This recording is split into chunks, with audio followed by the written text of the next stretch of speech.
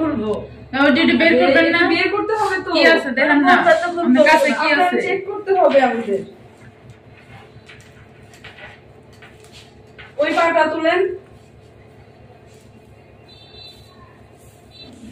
বলেন কোথা থেকে আসছেন আপনি? কোথা থেকে উঠছেন? কথা বলে না।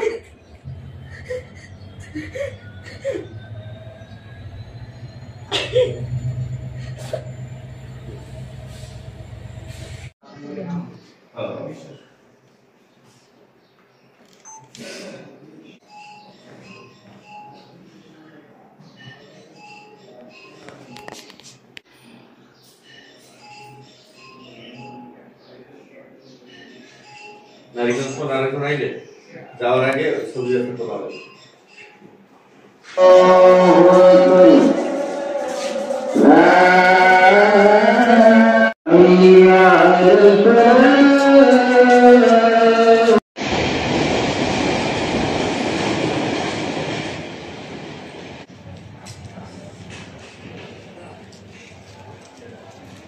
ভৈরব রেলওয়ে থানার পিএফ পার্টি ডিউটি করাকালীন সময়ে গোপন সংবাদের ভিত্তিতে জানতে পারেন যে এক মহিলা মাদক ব্যবসা করার জন্য ট্রেনে ভৈরব প্ল্যাটফর্মে আসছে।